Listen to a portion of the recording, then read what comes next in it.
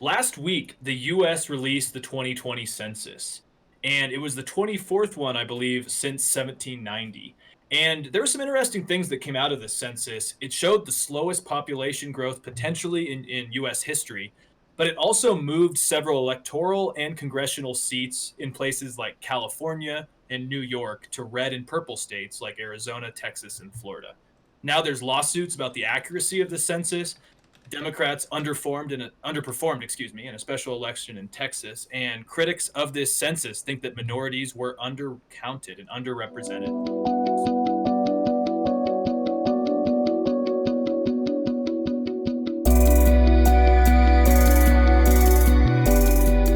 So, Drew, how's it going, man?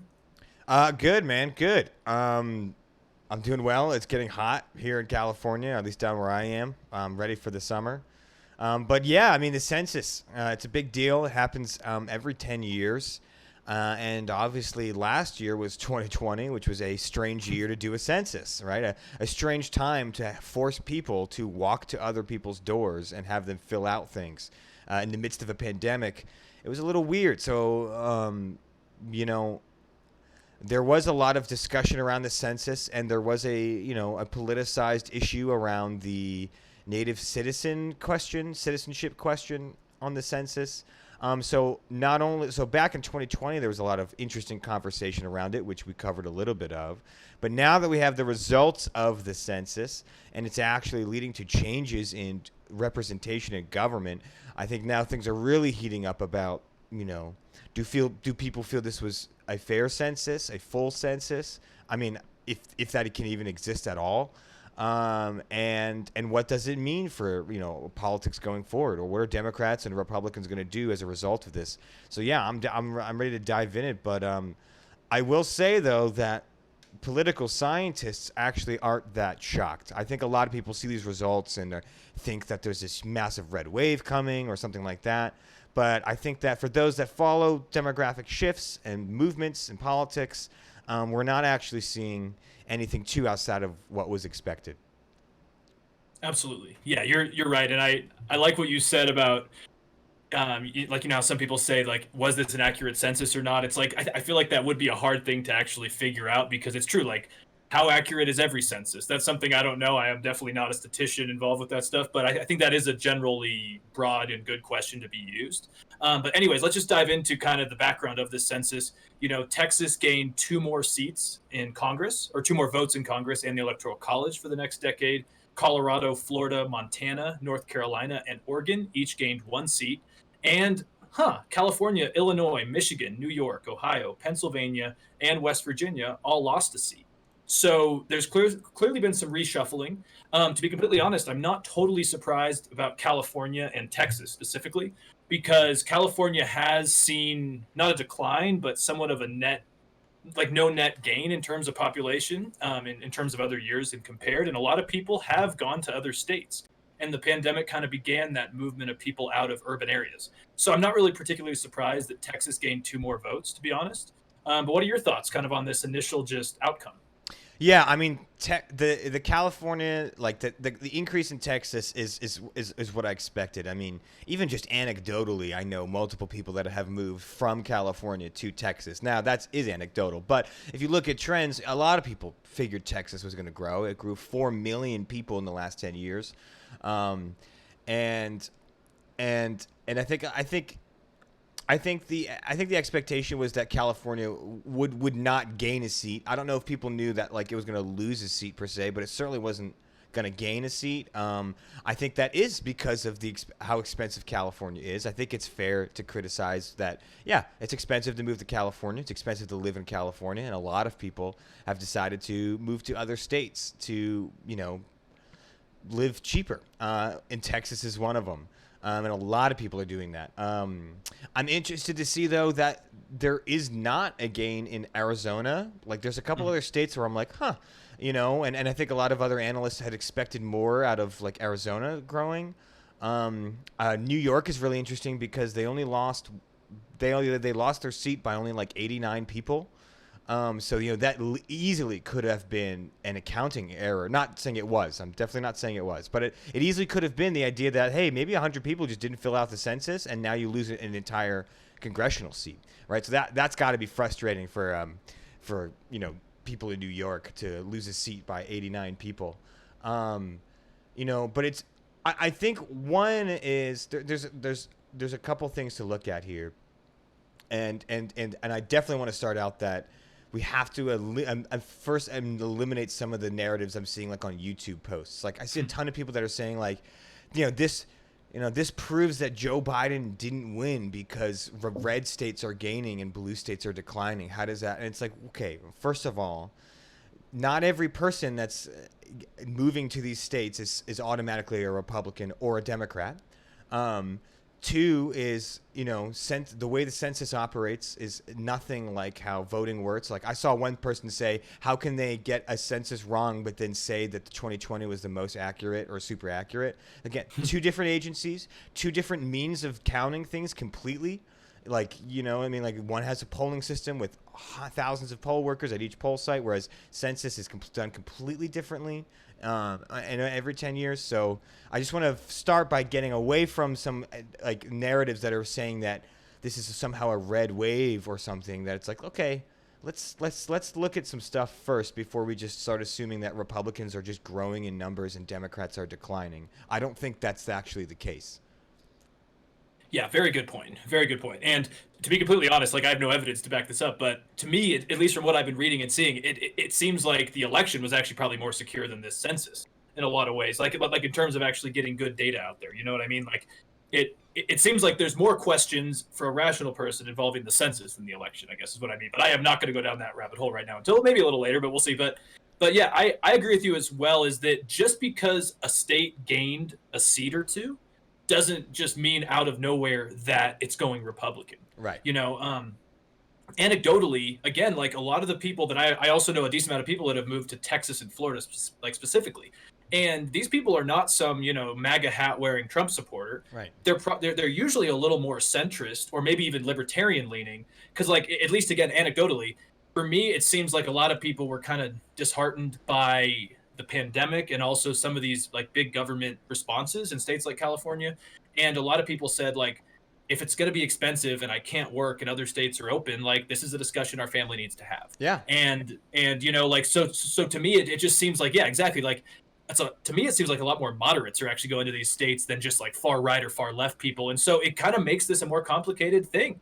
And I just want to say, like, initially, I don't think just because Florida or Texas or Colorado gained a seat, it doesn't mean that it's just going to become a right-wing haven, Right.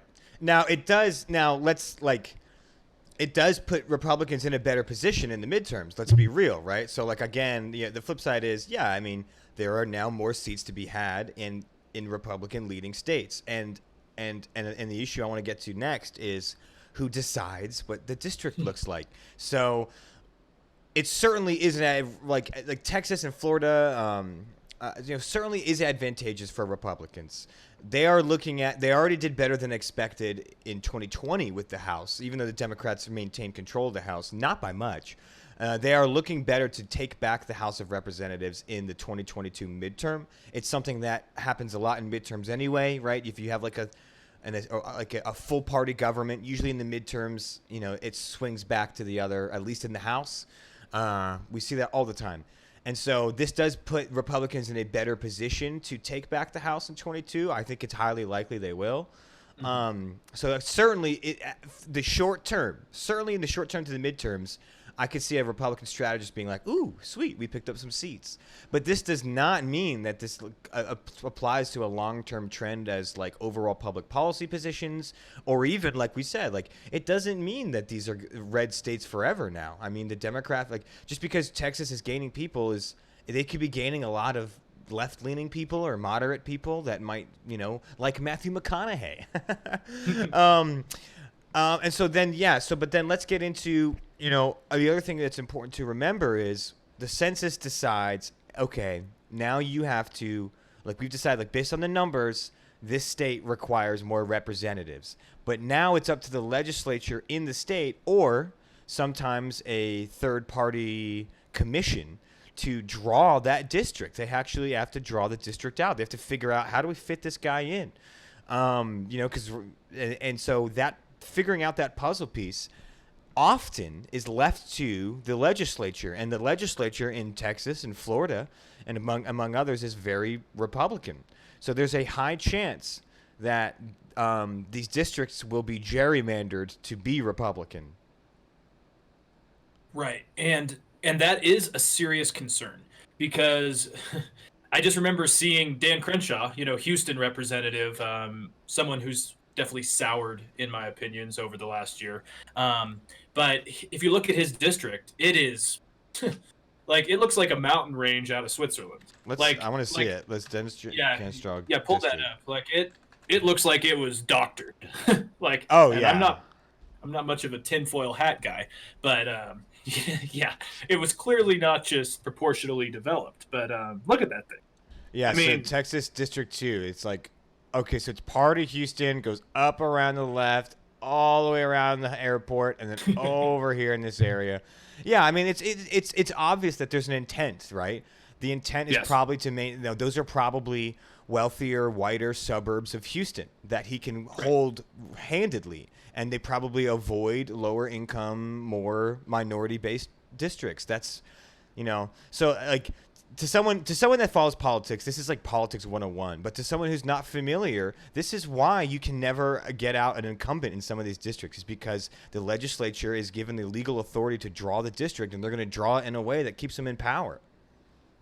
Right. And that's I think the big question here is because I remember reading an article, I think it was in the Washington Post, about the 2010 census, and Texas gained 4 seats.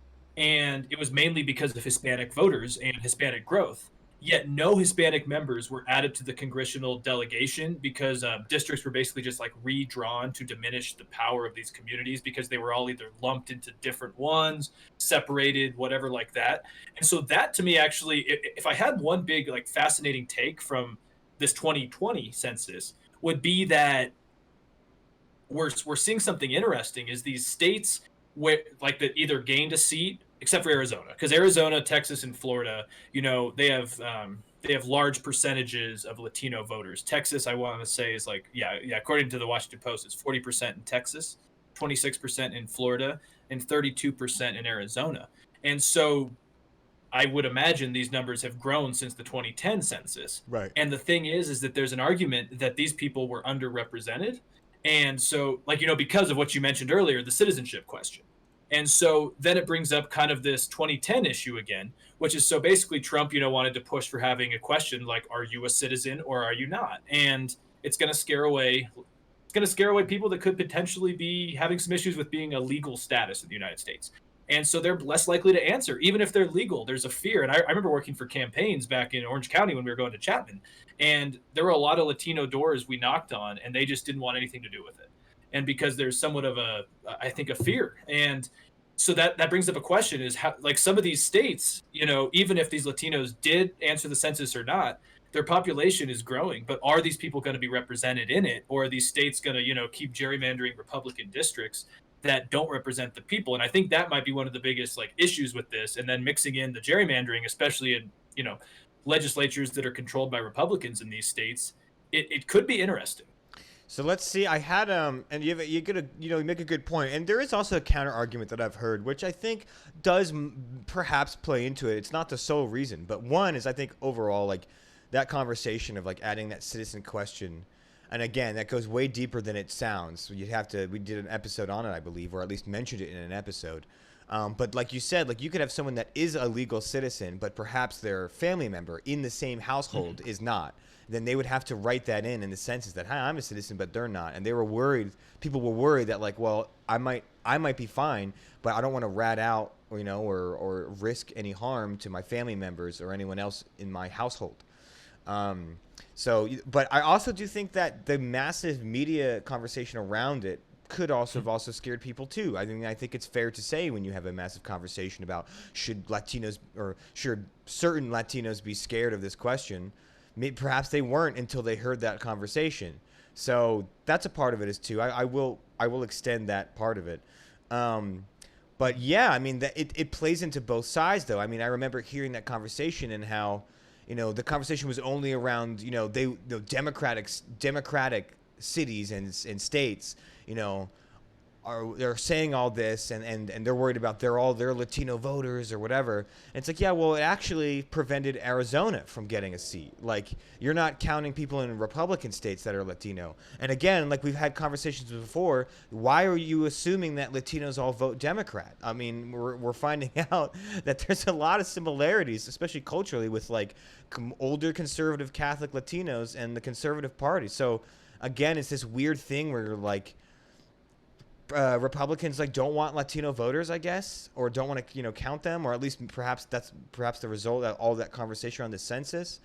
And it doesn't always equal 1-to-1. Like this notion that that census thing will automatically eliminate Latino census counting and that'll hurt the Democrats. Like, that's not always the case.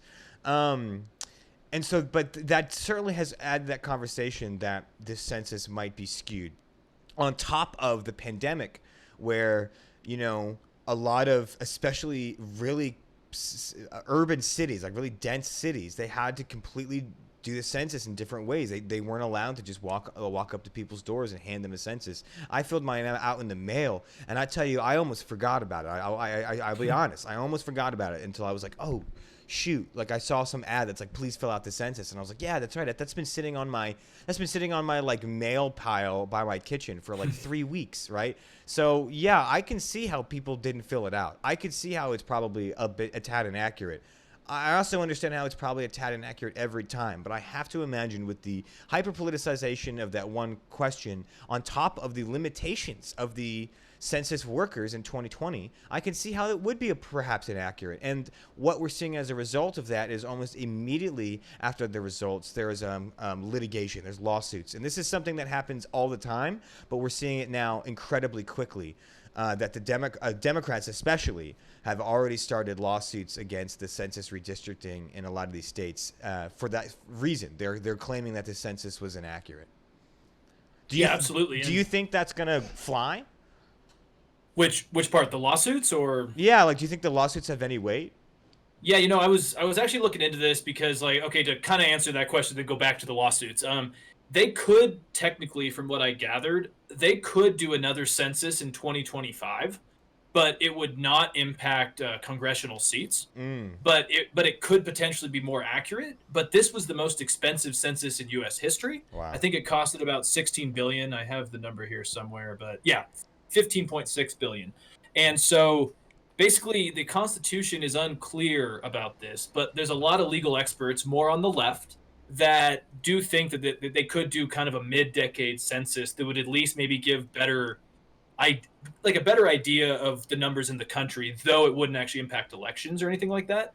And the interesting thing to me, though, and like, because yeah, I was working doing administrative work for an HOA where I live up in Tahoe during this last year, and I got calls and people coming in all the time complaining about census workers, because I mean, I'm near San Francisco, so you had definitely a lot of people super hyper aware about COVID, right? Mm-hmm. And so people that are more likely to probably want to maintain social distancing. And so I was talking to people day in and day out about, being harassed by census workers, as they called it, because they're like, this is not good for a pandemic. They're like, I don't want someone showing up at my door, and that's what these people were doing. And so I agree with you. I could definitely see these numbers not being accurate.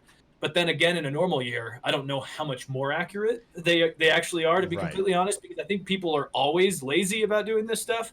But obviously, between Trump's kind of rhetoric about this question, which, to be completely honest, I'm torn on, because I actually think that maybe it's not that controversial to have a citizenship question. I understand the side effects of it, like we've talked about. Sure. But I understand that. But with that question, and obviously Trump's kind of nationalistic, xenophobic tinge on things, with the pandemic, I could see how it would be inaccurate, because there is something interesting in the Post. It said, I'm just going to read it here, is because it said each of those 3 states, remember I was talking about Texas, Florida, and Arizona, who have, large percentage of Latino voters. It said Texas gained only 2 seats, Florida gained 1 seat, and Arizona gained none. As a result, these 3 states will send fewer members than expected to the House. And so I think that's the argument that that I haven't articulated well, but is interesting, is that based on the percentage of Latinos in these 3 states, there should have actually been more seats Right. allocated. Right. And so it does show that there's issues, but then again, in the New York one, it seems to be the opposite, where it missed 89 people. Minnesota gained an extra seat because of that. Like, I don't know. I don't know if you can say two things are true at the same time in this case. Like, could some states be overcounted and others undercounted? I don't know. Like, there's so many question marks, and the lawsuits to me may at least bring light to it. But to be completely honest, man, like, I don't really see there being much of a reaction to this or any, No. like, redo of this by any I, means. I don't either. I think the lawsuits would have to show something seriously wrong. Like I kind of hear you. Like, I think the timing of that citizen question is kind of the worst part. Like, it was like really Mhm. right before it. Like, it was like right before the census came out. They're like, oh, by the way, I think if it was like, hey, after this census from here on out, in the one in 2030, we're going to start including this. That gives people time to understand it, gives people time to, maybe more time to change their immigration status, right? Like, I think the timing of it was the worst part. But I also agree. I am skeptical that it was made it massively off. And I don't buy the argument that I see again on just like YouTube comments. Like, I was looking at YouTube comments, and both sides are going crazy over the census. And like, I see Democrats saying like Trump rigged the census. We need to redo the whole thing. And I'm not sure. I don't buy that argument again, because political analysts and scientists kind of guessed most of this. And again, like, they expected Texas to get a little bit more actually, and they expected Arizona to pick up a seat, which it didn't. But they were like, but everything that happened kind of is in line with trends we've seen in our own data. So it doesn't tell me, like, I don't think it's super far off from what Trump. Hold on, give me 1 second. Ah, shoot. There's just people outside. No worries. So I don't think it's that far off. Like, I don't think it's a major conspiracy that like Trump rigged the census. I don't buy that. And I also certainly don't buy the notion that, this census shows some massive red wave or something. Like, because you said, like, well, you're probably not even counting, like, you're probably not counting Latino voters in states. And again, you don't know if the people in these states are going to automatically vote Republican. So again, it's like, it's a more nuanced, hey, what do you know? It's more nuanced than people make it out to be. And then on top of that is, look, Oregon gained a seat. Minnesota gained a seat. Those are not Republican states by any means. So just because just because California loses a seat and Texas gains 2 does not mean that there's some like political paradigm shift of the American populace that's all going back to the Reagan era or something. I don't buy that at all. I think, like you said, I think the lawsuits will have to prove a lot. I don't think that they will get to the point of redoing a whole census. If they do, they do. Just like the election thing, though, let's just have to see what happens in court. I'm not going to assume anything until we see evidence shown in court, and we'll see if it holds up. The election stuff didn't hold up. This census stuff from the Democrats might not hold up. That's okay. We'll have another census in 2030. So that's kind of where I stand. Is I don't think Trump rigged it, but I also don't think it shows any kind of massive Republican shift. I mean, yeah, I totally agree. And to be honest, to me, it's just, I think it again shows what we've been talking about kind of since the last election, is that, I mean, Democrats kind of have a upward battle in terms of the structural nature of our democracy. Yes. And Republicans, seem to kind of get lucky. Even if something's not perfect for either side, they seem to get the benefit of the doubt. Not in terms of like someone decides they need more seats, but just the system seems to be structurally more advantageous for Republicans. And I think we're seeing that. There was that special election in Texas. I think it was over the weekend, I want to say. And basically, there was a lady named Representative Sanchez. Well, I don't have her first name here, so I apologize. But there's a lady named Sanchez who was running against the 2 Republicans in the district. And she came in third against 2 Republicans. And she's actually already withdrawn. And so there's going to be no runoff because it's 2 Republicans now, yada, yada, yada. And kind of the takeaway from this, at least even in Politico was saying this, is it kind of shows that right now, even though Democrats are making ground in Texas, this new allocation of 2 seats for the state is probably only going to make things worse, because this is actually a pretty Democratic district near Dallas-Fort Worth, and 62% of the vote was Republicans and 37% was Democrat. And kind of their takeaway is that Texas is at an advantage to go back very strongly to the right, Yeah. because motivating the base with Trump out of office is kind of difficult. The turnout's not going to be there, and now adding 2 seats to that is probably not going to help the case, and that's why the last thing I'll say there is just that I think that's why we haven't seen Republicans do an autopsy yet, to be completely honest, is because they're still banking on 2022 running on this kind of ethno-nationalist Trumpism. Like they haven't actually lost that much in the long term yet. They obviously lost the election to Biden and all pretty much every branch of power possible, but I think they're still saying maybe this is our Hail Mary here in 2022. And so I think that this census has helped them, though it's not like finalizing anything for them. And I think it's going to be after 2022 that we're maybe going to see the GOP actually adjust or look in the mirror. Yeah, that's a good call. It certainly does help the Republicans, but it's not indicative of a long-term success. It's a short-term one, and the midterms are going to be an interesting barometer. I think they will take the House back, but by how much, I don't know. And for how long, we'll see. And, of course, a multitude of issues can come up before then. But, yeah, this is what I was talking about months ago with the rubber banding. We saw Texas get really close. And as excited I got I got to see Texas go a little purple. I was like, look, guys, this is a Trump thing. It's gonna rubber band back. The idea that Texas will be fully blue by 2026, bro, no way, man. And now that we've seen the census results, it kind of solidifies that Texas got a little blue because the Republican candidate was absolutely batshit crazy. But now we're back to normalcy. Texas is red. Texas is still red, guys. And it's probably going to be that way for a little bit longer now that they got 2 more seats.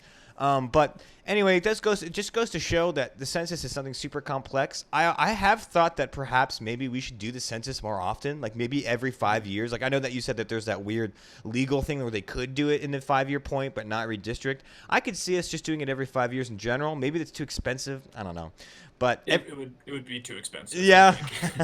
Well, I don't know, man. I mean, we it sounds like we probably spend 10 times that much on one aircraft carrier. But anyway, that's fair. It's just to say though that like the census is complex. This does have political ramifications. Democrats are probably worried. I mean, we see that with the litigations coming out. But I do think that this. Democrats were super worried in 2010. After 2010, they lost a ton of seats. The Republicans gained a ton of seats, and yet, Barack Obama had a second term. Democrats have been doing pretty well in presidential races, at least over a long time. It's interesting to see. I think the short-term effects, Republicans are in favor, but the long-term effects are the jury's out. Yeah, man. And, before we're out of here, I just wanted to mention it because I think it's something that I'm just really, really quickly curious on your take, because it's something in the census that I think actually could be a bipartisan problem that the U.S. gets to face going forward. It's population decline. Like this census showed that for the first time, from what I'm seeing in U.S. history, I listened to a great, New York Times Daily podcast today just on it, and they were talking about how teenage women and women in their 20s are just not having kids. Yeah. And the birth rate is just dramatically declining. And basically there's 2 like kind of theories on this. One is that, economic implications, right? Like the economy, no one has kids during it. It's normal during a recession or whatever we had the last year to not have kids. But the other side of it is that maybe like it's just a showing of how society's changing. Women are more intertwined in the labor market, in the economy, less willing to stay home and have kids. And the worrying thing is that our immigration system is, we've let in less people about for the last couple of years in a row, and we're having less kids. And they kind of call it this inverted pyramid, where over time, like there's not going to be enough people to pay for the social safety nets that we need. And this problem's not just in the US, like even in Scandinavia, this New York Times study looked at, like the birth rate's going down too. And Scandinavia has amazing social networks. They have great protection for paid leave, and still the birth rate is down. And so their worry is that we cannot compete with countries like China if this keeps happening. So I don't know. I think it's something that was not really mentioned enough in the census, but our population is stagnating, it seems. Yeah, I mean, I think it's a good thing, personally. True. I think for the environment, we need to stop. But that's just my own weird personal belief. I don't see it as an issue. I see it as, you're right, that's absolutely an issue for our institutions and our Yeah. and that's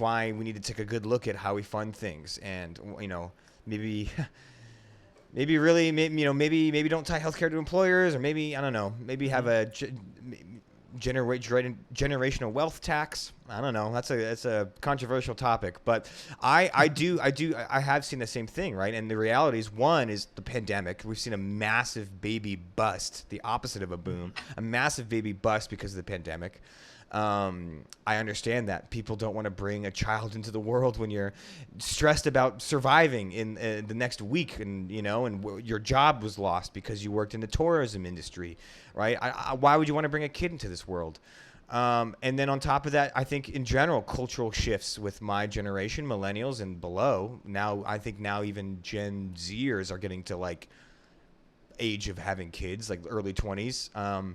And we don't want kids. Well, I think there's just a cultural difference between generations. And then I think on top of the economic realities is, the fact that wages haven't changed at all. The fact that my dad made the same wage as me at my age in the 80s, but the standard of living has gone up 4 times since then. So yeah, we're making the same pay, but I couldn't afford a house with 2 kids right now. Especially in California, no way. So yeah, why would I want a kid if that's just gonna literally put me in debt for 18 years? I think that's Japan's in the same boat. You mentioned Scandinavia.